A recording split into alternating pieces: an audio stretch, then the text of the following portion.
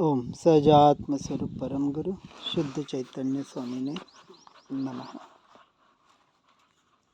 श्री समय सार जी में आगे बढ़ते हुए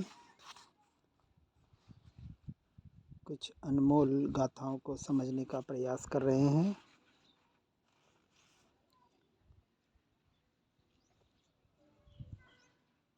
यहाँ हमने देखा ज्ञानी को पुण्य की भी इच्छा या वांछा नहीं है, उसका भी वो मात्र ज्ञायक रहता है, जानने वाला रहता है। उसको जानते वक्त भी अपने ज्ञान स्वभाव का ही आश्रय लेकर वहाँ से जल्द हटकर अपने स्वभाव का आश्रय लेकर उसमें स्थिरता का प्रयास और पुरुषार्थ करता है। अर्थात जब तक कुछ व्रत यम नियम आदि पालने के भाव हैं, मुझे पालने हैं, मुझे करने हैं, तब तक वह रागादि भावों को भी पर की अपेक्षा से जानकर मानकर वहाँ से हटने का प्रयास करके एकमात्र अपने स्वरूप और स्वभाव का आत्मलीनता का प्रयास और पुरुषार्थ ज्ञानी पुरुष अपनी भूमिका के अनुसार करते हैं। आगे गाथा 236 में कह रहे हैं, चिन्ह मूर्ति मन रथ पंथ में विद्या रथारूढ़ घूमता, जिन राज ज्ञान प्रभाव कर सम्यक दृष्टि जानना। क्या कर रहा है? सम्यक दृष्टि की एकमात्र अभिलाषा चिन्ह मूर्ति, चैतन्य मूर्ति, ऐसा जो भगवान आत्मा, अब उसका वही मनोरथ, वही पंथ, सब कुछ अपने स्वरूप और स्वभाव के आश्रय में ऐसे अपने विद्या रूपी रथ में आरूढ़ होकर जो निरंतर घूमता। कौन सी विद्या? बाहर की विद्या नहीं, ये बाहर की पढ़ाई लिखाई नहीं, बाहर का नॉलेज नहीं, अपने ज्ञान स्वभाव रूपी रथ में आरूढ़ होकर जो निरंतर ज्ञायक की ओर जा रहा है, बढ़ रहा है, उसका लक्ष्य अब एक ही है। सभी घोड़ों को, 5 इंद्रिया और मन रूपी घोड़ों को कंट्रोल करके, सारथी है ना ये पर्याय, क्या कर रही है? अब सारी लगाम उसने अपने हाथ में पकड़ ली, लगाम को कंट्रोल कर लिया और अपने रथ पर आरूढ़ होकर, ज्ञान रूपी रथ पर आरूढ़ होकर अब अपने अनुसार, मन के अनुसार नहीं, कर्म के अनुसार नहीं, अपने स्वरूप और स्वभाव के अनुसार अपने ज्ञायक भाव में आत्मलीनता का प्रयास और पुरुषार्थ करता है। ऐसा सम्यक दृष्टि जीव ही जिनराज परमात्मा के ज्ञान की प्रभाव से प्रभावना कर, प्रभावना किसे कहा? ये सुनना, सुनाना, पढ़ना, पढ़ाना, ये व्यवहार, वाचना, पूछना, परिवर्तना, अनुप्रेक्षा, धर्मकर्ता, ये स्वाध्याय रूपी व्यवहार, इन सब से हटकर यानी प्रकृष्ट अपने ज्ञान स्वभाव की भावना करके, सच्चे ज्ञान की प्रभावना करके, वास्तविक वीतरागी परमात्मा का सच्चा विनय और आदर करके अपने स्वरूप और स्वभाव का लक्ष्य करके उसमें रमणता का पुरुषार्थ करना, यही एकमात्र जिसका लक्ष्य है, जिसकी क्रिया है, जिसका पुरुषार्थ है, ऐसा जीव सम्यक्त्व दृष्टि जानना। सम्यक दर्शन हुआ या नहीं हुआ, विचार करना। वो चौथे गुणस्थानक में सम्यक दर्शन लेके हाथ पे हाथ धर के बैठ नहीं जाएगा, बाहर घूमने फिरने नहीं लगेगा, लोगों को समझाने में नहीं रहेगा, इधर उधर नहीं भटकेगा, अपने में स्थिर होने का प्रयास और पुरुषार्थ करेगा। पांचवें गुणस्थानक के आधार पर छठे गुणस्थानक के अभ्यास के द्वारा देहाध्यास छोड़ने का प्रयास करेगा। ये समाधि मरण का सारा अभ्यास है, उपाय है। इसलिए इस बात को समझकर इसकी ओर बढ़ने का प्रयास और पुरुषार्थ हर जीव को करना चाहिए। आगे गाथा 262 में कहते हैं, मारो न मारो जीव को है बंध अध्यवसान से, यह आत्मा के बंध का संक्षेप निश्चय नय विषय। जीवों को आप मार रहे हैं या नहीं मार रहे हैं, इससे कर्म बंधन से कोई लेना नहीं देना नहीं है। आपका अध्यवसान क्या है, भाव क्या है, परिणाम कैसे हैं। इसलिए कहा, तंदुल मत्स्य, चावल के दाने के आकार जितना छोटी सी मछली मगरमच्छ के आँख के ऊपर या कोई कान में कहता है, जहाँ भी हो, बैठ के वो जो मगरमच्छ मुंह खुला रखता है, उसके मुंह में कितनी मछलियाँ आ जा रही है। रोज बैठा है और वहाँ विचार कर रहा है, कैसा मूर्ख मगरमच्छ है, मैं होता तो सारी की सारी खा जाता।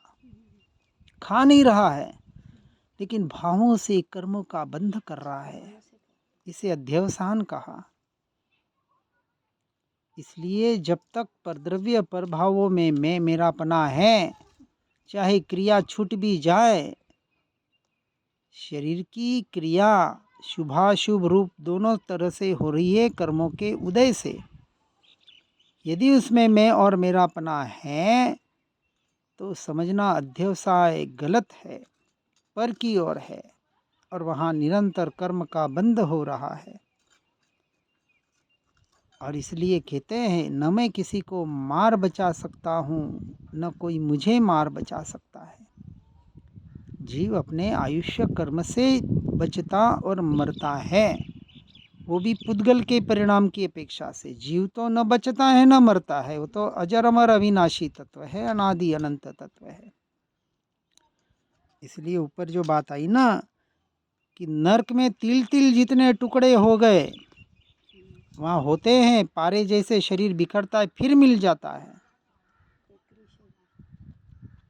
क्योंकि वहाँ सिर्फ वेदना सहन करना, इतना ही वहाँ उसके कर्म का उदय है। शरीर नष्ट नहीं हो रहा है, तल दिया, आग में डाल दिया, जो भी बताया जाता है, फिर शरीर बन गया, फिर बिखर गया, फिर बन गया। पर वो जो वेदना का अनुभव हो रहा है, और उस वेदना को अपनी मानने की वजह से मिथ्या दृष्टि विचार करें, ये 45 और 50 डिग्री की गर्मी कहाँ अड़ती है, जहाँ कहाँ की बड़ा गोला लोहे का 10 मीटर दूरी तक एक छोर से दूसरी छोर तक चला जाए तो पिघल जाए। 1 मीटर लोहे का गोला, उससे बड़ा भी हो सकता है। इतनी वहाँ भीषण गर्मी, और उसमें ये जीव रह के आया है कितनी बार। अरे सभी योनियों में असंख्य बार, अनंत बार इस जीव ने पंच परावर्तन कर लिया, भव भ्रमण कर लिया, फिर भी जीव जैसा का तैसा, न घटा न बढ़ा, न उसका कुछ कोई बिगाड़ सका न बिगाड़ सकेगा। इसलिए बंध अध्यवसान से होता है, मान्यता से, मिथ्या श्रद्धान से। इसलिए सबसे पहले श्रद्धान पे काम करो। इसलिए आत्मा के बंध का संक्षेप निश्चय नय के विषय के द्वारा व्यवहार निश्चय दोनों बराबर समझना है। जीवों को मारने की बात नहीं चल रही है, लेकिन मुझसे मरे और मैं बचा सकता हूँ, मुझे बचाने हैं। ये भाव पाप पुण्य का बंध कराने वाले हैं। जीवों को बचाएं, आँख आँख का काम करे, पाँव काम का काम करे, लेकिन अपने उपयोग को अपने ज्ञान स्वभाव में रखने का प्रयास और पुरुषार्थ करे। ये 4 हाथ जमीन देख के चलने का प्रोसेस है। ऐसा सम्यक दृष्टियों के भावलिंगी मुनियों के अपने भूमिका के अनुसार जब व्यवहार में होते हैं तब होता है। निश्चय में तो आत्मरमणता के अलावा कुछ है ही नहीं। इसलिए आगे कहा, व्यवहार नय इस रीत जान, निषिद्ध निश्चय नय ही से, मुनिराज जो निश्चय नयाश्रित मोक्ष की प्राप्ति करे। गाथा 272 में कह रहे हैं, व्यवहार नय को यथार्थ रूप से जानकर जब अपने स्वरूप और स्वभाव में लीन नहीं होते हैं, तब उसका अपने भूमिका के अनुसार उन कर्तव्यों का, आवश्यकों का पालन करें। देखो, यह कह दिया व्यवहार का निषेध नहीं किया, लेकिन व्यवहार में धर्म बुद्धि स्थापित करने का निषेध है। स्पष्ट कह रहे, व्यवहार नय को जानकर निषिद्ध निश्चय नय ही से, निश्चय नय के दृष्टि से जिसका निषेध होता है धर्म बुद्धि की अपेक्षा से। धर्म तो एकमात्र निश्चय नय के आधार पर आत्मरमणता ही है। और ऐसे मुनिराज, अभी तो सम्यक दर्शन की बात समझें। सम्यक दर्शन में श्रद्धान में होता है, 5वें गुणस्थानक में आंशिक क्रिया में आता है, और 6ठे गुणस्थानक में क्रिया भी उस अनुरूप होती है। वहाँ भेद विज्ञान का अभ्यास नहीं है, वहाँ सहज तीव्रता से भेद विज्ञान होकर अपने स्वरूप रमणता का, स्वभाव का आश्रय लेकर उसमें लीनता का पुरुषार्थ होता है।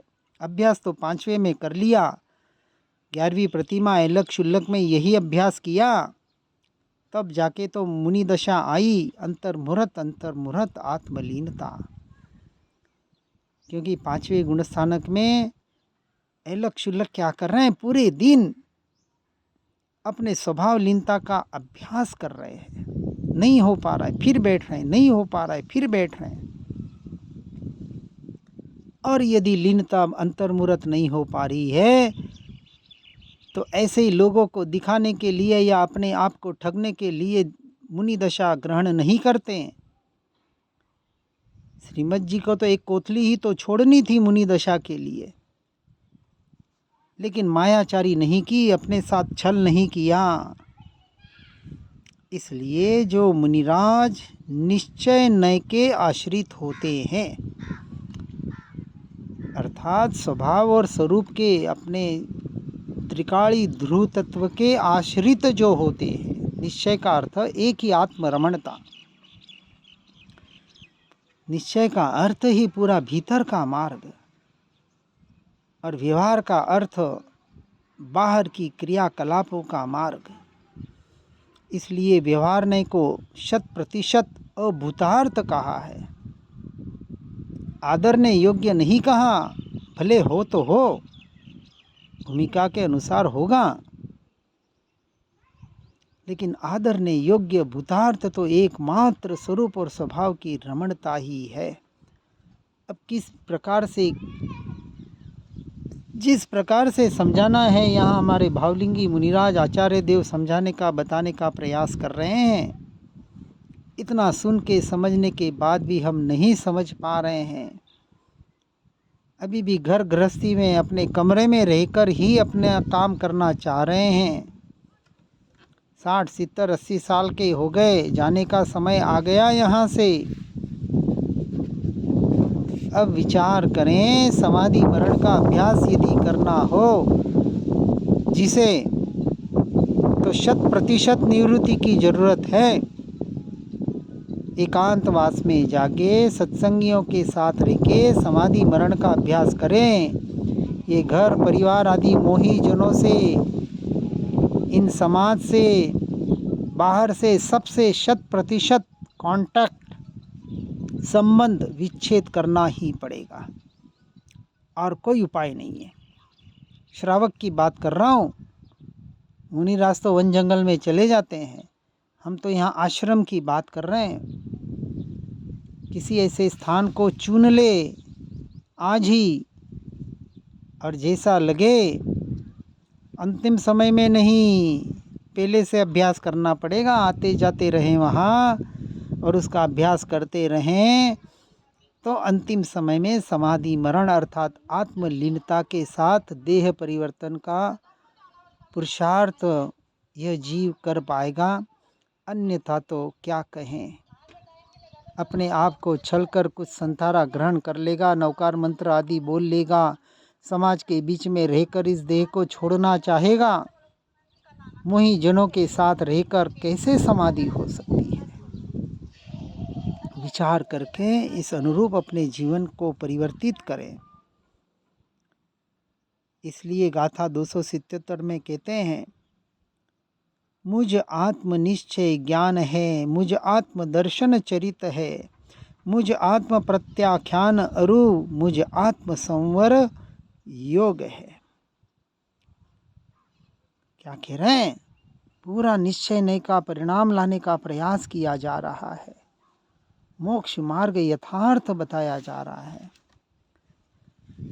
मेरा आत्मा ही निश्चय से ज्ञान है और मेरा ज्ञान ही निश्चय से आत्मा है।